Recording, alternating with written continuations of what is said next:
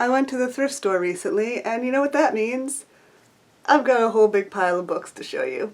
Turning pages, keep turning those pages. Time flies when you've been reading. As I said, I went to the thrift store, and I came back with a bunch of books because all the books were 50% off. So let's get into it.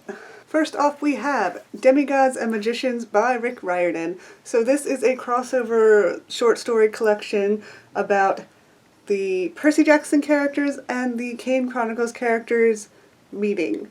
I'm so excited because I've wanted to read this for a while. Next we have Mirror in the Sky by Aditi Khorana.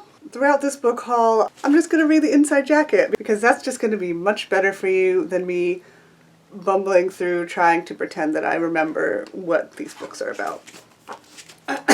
For Tara Krishnan, I'm messing up already.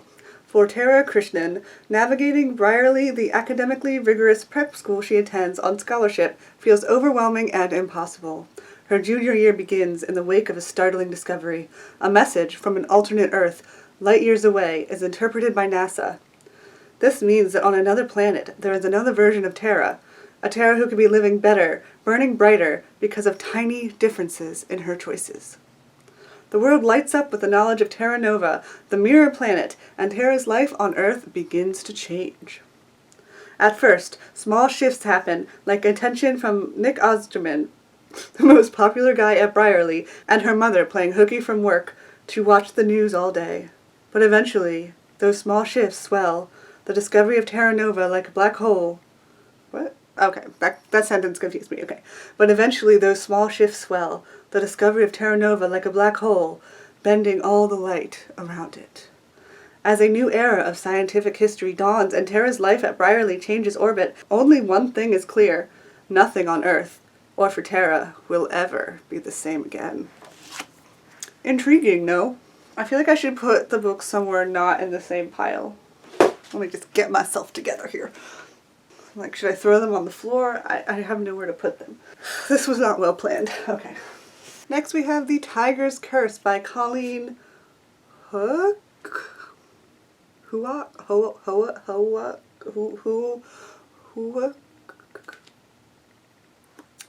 apologize, Colleen, for butchering your last name.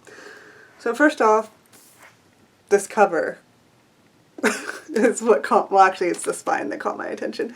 But like, this cover is gorgeous. I actually have heard of this book. Passion, fate, loyalty. Would you risk it all to change your destiny? Maybe, we'll see. The last thing Kelsey Hayes thought she'd be doing this summer was trying to break a 300-year-old Indian curse with a mysterious white tiger named Wren halfway around the world. But that's exactly what happened. I should hope so, otherwise this book would be kind of boring. Face to face with dark forces, spellbinding magic, and mystical worlds where nothing is what it seems, Kelsey risks everything to piece together an ancient prophecy that could break the curse forever. Tiger's Curse is the exciting first volume in an epic fantasy romance that will leave you breathless and yearning for more. That's what I'm hoping for. If I'm not breathless and yearning for more, I'm gonna be mad. Sounds cool. I'm gonna stop saying it sounds good because obviously I would not have brought these books home with me if they didn't sound good. Next we have Beauty and the Beast, Lost in a Book, an Enchanting Original Story by Jennifer Donnelly. This is the author of the mermaid book I read during the reading rush. Smart bookish Belle, a captive in the Beast Castle, has become accustomed to her new home and has befriended its inhabitants. When she comes upon Nevermore, an enchanted book unlike anything else she has seen in the castle, Belle finds herself pulled into its pages and transported to a world of glamour and intrigue. The adventures Belle has always imagined. I want adventure in the great wide somewhere. Those adventures. The dreams she was forced to give up when she became a prisoner seem within reach again. The charming and mysterious characters Belle meets within the pages of Nevermore offer her a glamorous conversation, a life of dazzling oh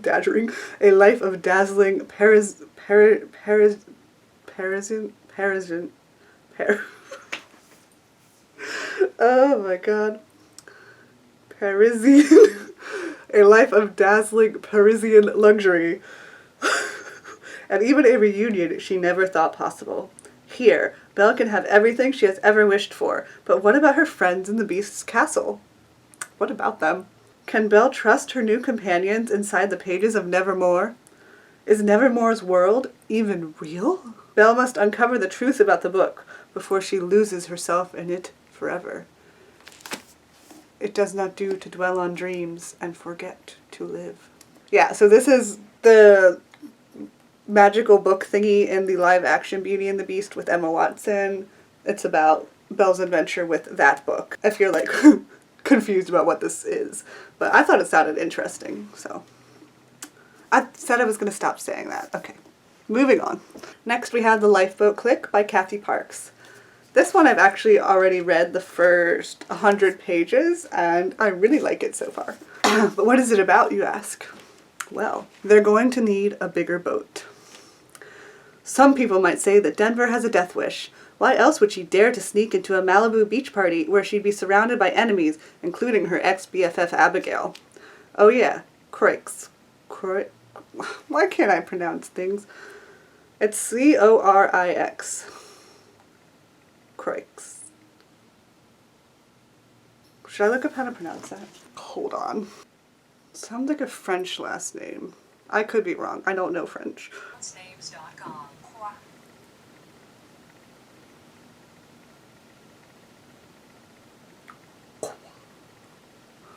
Okay.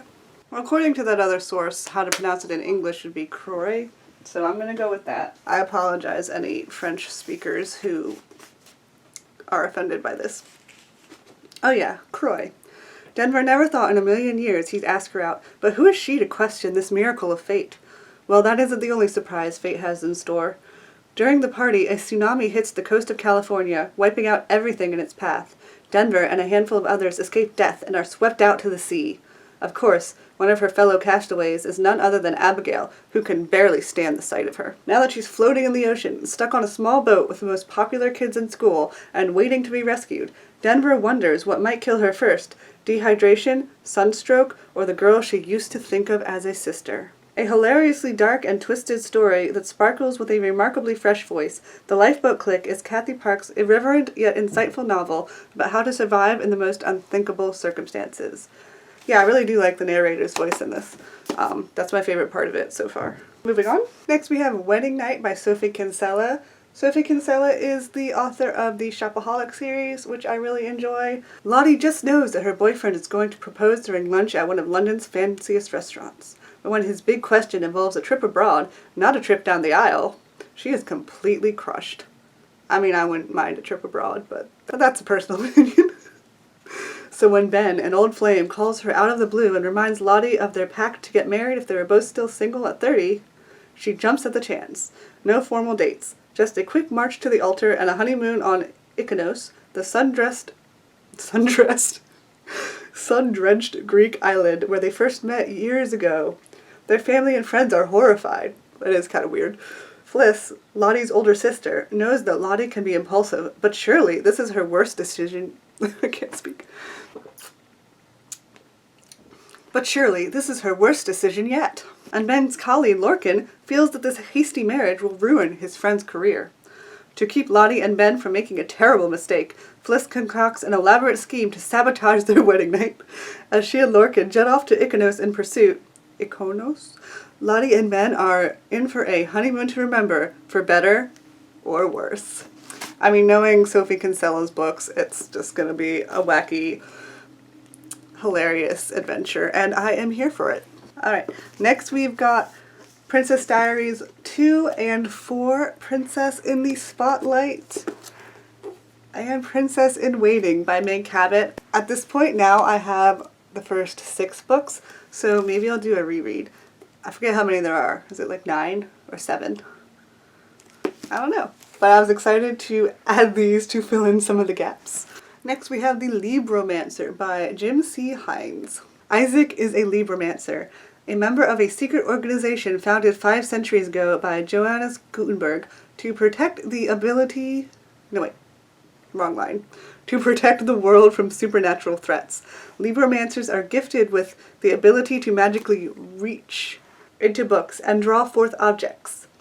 That's why I wanted to read it. Side note, this has been on my Goodreads for years, ever since I did my video on unique magic systems, and I just found out about this one from a Google search.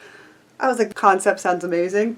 So when I saw it at the thrift store, I was like, hey, now's my chance. Back to the description. When Isaac is attacked by vampires that leaked from the pages of books into our world, he barely manages to escape. To his horror, he discovers that vampires have been attacking other magic users as well, and Gutenberg is being kidnapped.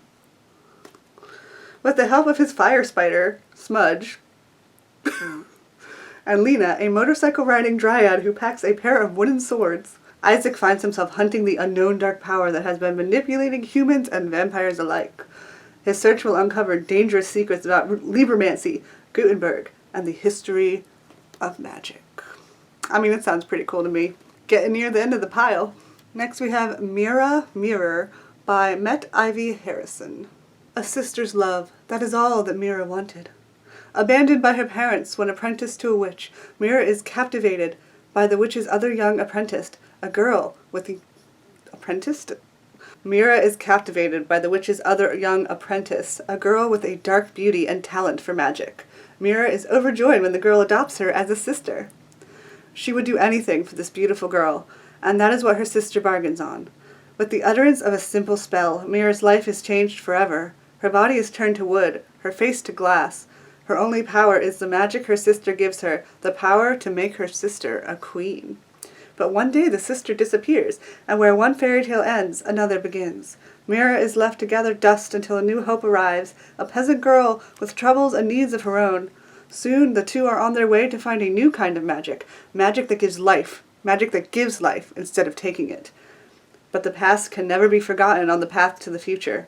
With a spellbinding mixture of mystery and magic, Ivy Harrison spins a tale of love, lies, and redemption. So this is like a Snow White inspired book about the magic mirror, or better yet, a person trapped in the magic mirror, which sounds very interesting to me. And our last book of the book haul, Jane Steele by Lindsay Fay. This is a Jane Eyre retelling with like a crime mystery twist, I do believe. Reader, I murdered him, so begins Lindsay Fay's Jane Steele. A sensitive orphan, Jane Steele suffers first at... Yeah, I read that right. Okay. A sensitive orphan, Jane Steele suffers first at the hands of her spiteful aunt and predatory cousin, then at a grim school where she fights for her very life, until she escapes to London, leaving the corpses of her tormentors behind her. I almost read that as tomatoes. Leaving the corpses of her tomatoes behind her. What is she making, ketchup? Moving on. I can read. After years of hiding from the law while penning her macabre last confessions of the recently hanged, Jane thrills when she discovers that her aunt has died and her childhood home has a new master, Mr. Charles Thornfield, an army doctor returned from the sick wars who seeks a governess for the 9-year-old ward in his care. Burning to know whether or not she is in fact the rightful heir. I can't read. Burning to know whether she is in fact the rightful heir, Jane takes the position incognita and meets the marvelously strange new residents of Highgate House. As Jane falls in love with the gruffly tragic Mr. Thornfield, she faces a terrible dilemma. Can she possess him, body, soul, and secrets, without revealing her murderous past? I've actually heard of this book and have been interested in it from like the moment I heard about it, just because Jane Eyre is like one of my favorite classic novels. So I'm interested. That was it. Those are all the books I got from the thrift store. Let me know what you thought of any of them. Have you read them? Are you interested in reading them? And if so, which one are you most interested in reading? And yeah, give this video a like if you enjoyed seeing all the books I got from the thrift store, and subscribe if you want to see more bookish videos from me. And that's about it. Have a wonderful day, and I'll see you in my next video. Bye! Oh, jeez. Book haul thumbnail. I had the hardest time coming up with the angle for this thumbnail.